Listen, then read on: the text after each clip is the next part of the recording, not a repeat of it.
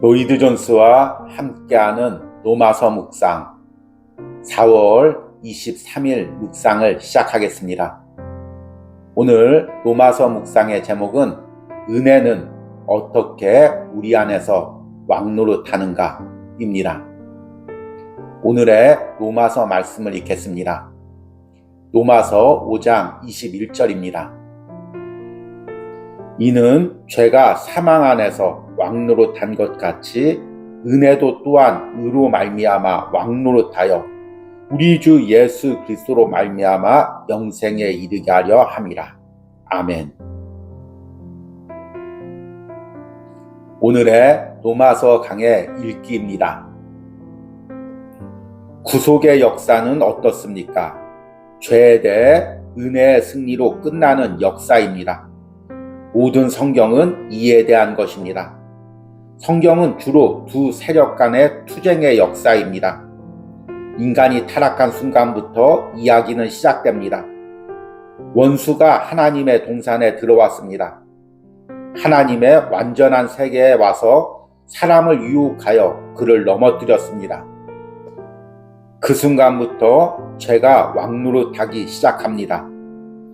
그러나 즉시 하나님은 약속을 하시고 은혜가 그 투쟁 속에 들어옵니다. 여자의 후손이 뱀의 머리를 상하게 할 것입니다.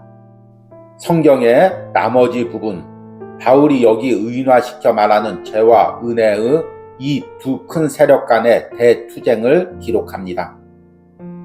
여러분은 거의 내내 죄가 승리하려고 하고 은혜가 패퇴한 것 같이 느낄 것입니다. 그러나 결코 아닙니다. 은혜는 늘 다시 살고 스스로 다시 주장해 나갑니다. 이스라엘 백성들의 이야기에서 살펴보십시오.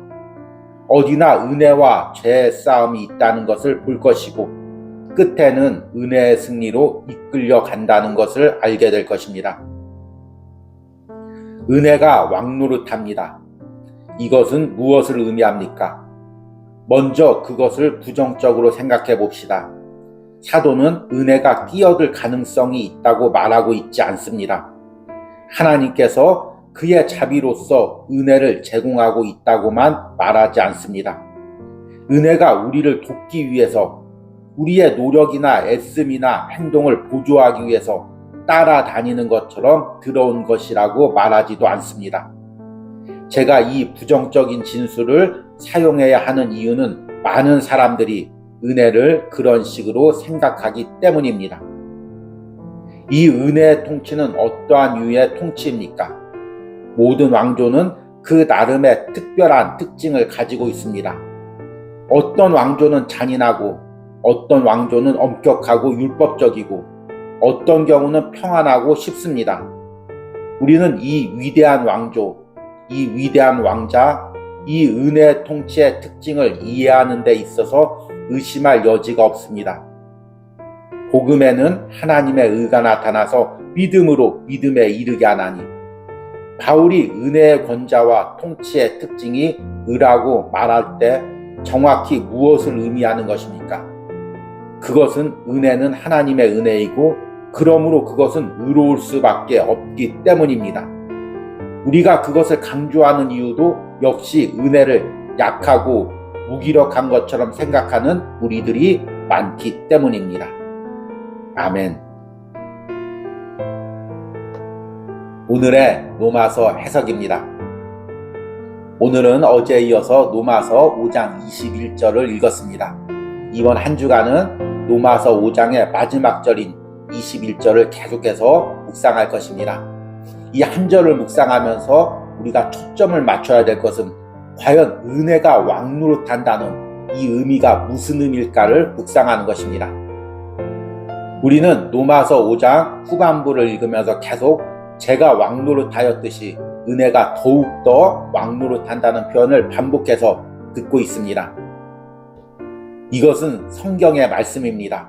변함없는 진리죠. 그리고 실제로 우리 그리스도인들이 이 땅에서 누리고 있는 실제적인 상황입니다. 그러나 과연 은혜가 왕노릇한다는 것, 이 의미가 무엇일까요? 오늘 로이드 존스 목사님은 은혜가 왕노릇한다는 것을 이렇게 해석합니다. 은혜가 왕노릇합니다. 이것은 무엇을 의미합니까?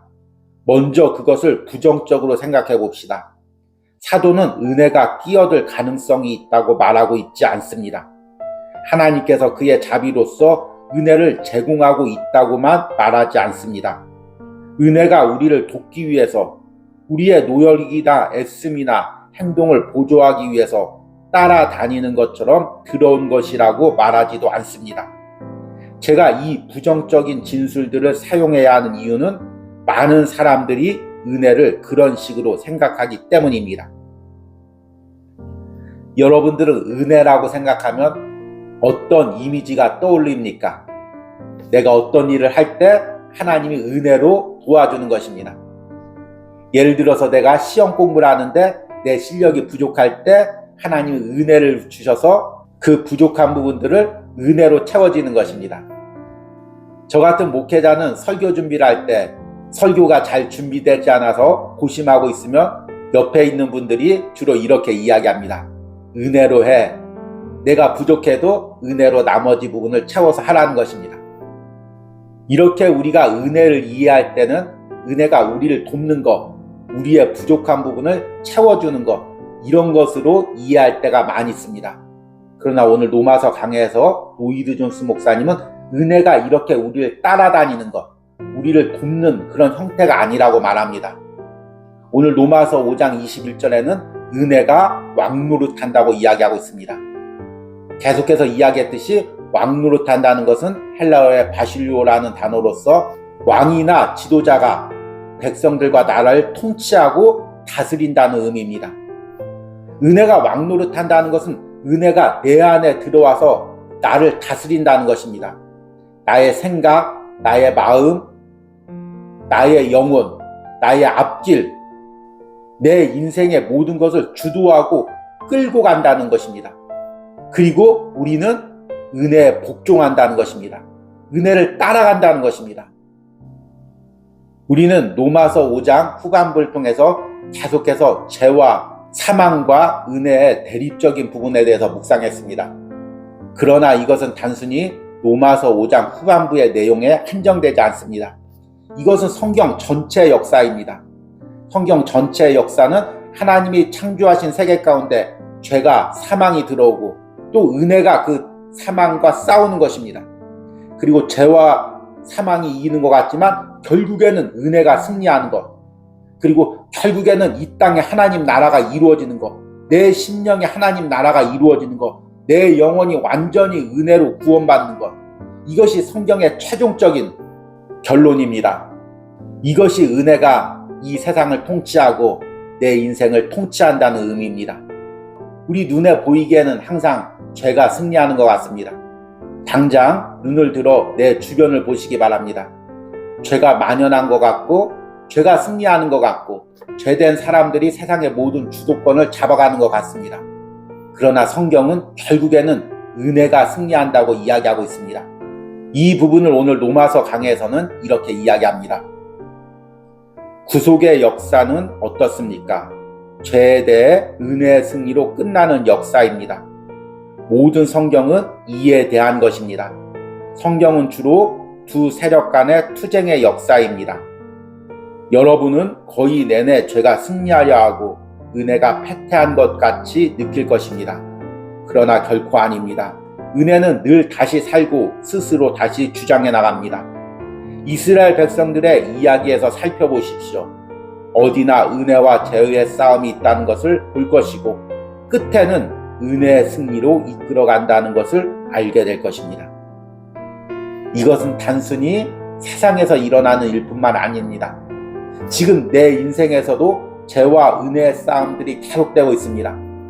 그리고 얼핏 보기에는 죄가 승리하는 것 같습니다. 점점 은혜는 내 안에서 사라지는 것 같습니다. 그러나 하나님의 자녀에게서 결국에 승리하는 것은 은혜입니다. 은혜가 결국엔 죄의 세력을 깨트리고 죄의 세력을 온전히 덮고 내 인생을 하나님 뜻대로 인도해 갑니다. 이것이 앞에서 이야기한 은혜가 우리를 통치한다는 것입니다. 단순히 외적인 삶의 부분뿐만이 아닙니다. 내 심령 안에서도 항상 죄된 마음과 은혜의 마음이 싸웁니다. 그리고 대부분은 죄된 마음이 은혜의 마음을 이기는 것 같습니다. 그러나 다시 은혜는 일어납니다. 다시 은혜는 회복됩니다. 다시 은혜는 승리합니다. 그리고 내 안에 있는 죄된 마음을 깨트리고 나를 쳐서 복종시켜 하나님 뜻대로 나를 통치하게 합니다. 이것이 내 심령 안에서 은혜가 통치한다는 것입니다. 은혜가 왕노릇한다는 의미죠. 무엇으로 왕노릇할까요? 결국에는 하나님의 하나님의 공의가 내 안에서 이루어지도록 하나님께서 다스리는 것입니다. 내 세상적인 욕심들, 나의 교만들, 나의 모든 죄된 생각을 깨트리고 결국에는 은혜 아래 복종하게 하는 것입니다. 은혜 아래 다스리게 하는 것입니다. 오늘 로마서 강에서는 모든 왕조는 나름대로 통치 방법이 있다고 이야기하고 있습니다. 그런데 은혜는 무엇으로 통치하냐면 의로 우리를 통치합니다. 그래서 우리 안에 있는 모든 죄된 것들을 깨트리고 하나님의 공의로, 하나님의 의로 내 심령을 다스립니다. 그래서 많은 사람들이 은혜를 강조하는 사람은 도덕적으로 방종한다고 이야기를 하는데 그것은 잘못된 생각입니다. 진정으로 은혜를 깨닫지 못한 사람들의 이야기입니다. 은혜가 내 안에서 다스리면 나의 모든 죄된 것들을 깨트리고 하나님의 통치가 이루어집니다. 내 안에도 하나님의 공의가 이루어집니다. 하나님의 마음이 이루어집니다. 하나님의 성품이 세워집니다. 이것이 바로 복음이 우리 안에서 역사하는 능력입니다. 이 부분에 대해서 오늘 로마서 강해에서는 이렇게 이야기합니다. 복음에는 하나님의 의가 나타나서 믿음으로 믿음에 이르게 하나니 바울이 은혜의 권자와 통치의 특징이 의라고 말할 때 정확히 무엇을 의미하는 것입니까? 그것은 은혜는 하나님의 은혜이고 그러므로 그것은 의로울 수밖에 없기 때문입니다. 우리는 그것을 강조하는 이유도 역시 은혜를 약하고 무기력한 것처럼 생각하는 무리들이 많기 때문입니다. 여러분, 오늘 로마서 묵상을 하면서 내 인생에서 은혜가 왕노릇하기를 사모하시기 바랍니다. 내 심령에서 은혜가 통치하기를 사모하시기 바랍니다. 아직도 내 인생에서 죄가 많이 있습니다. 죄가 개입하고 다스리는 부분들이 많이 있습니다. 은혜가 이것을 완전히 깨트리고 통치하길 바랍니다. 내 마음 안에서도 여전히 죄된 생각들이 많이 있습니다.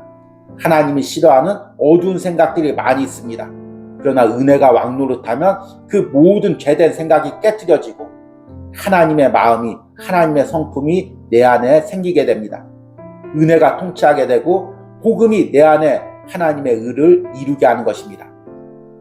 이런 은혜를 오늘 로마서 묵상을 전하는 저와 여러분들이 다 누리시길 바랍니다. 저와 여러분의 심령 가운데, 인생 가운데 은혜가 왕노릇하고 통치하기를 간절히 소망합니다. 오늘의 적용과 기도입니다.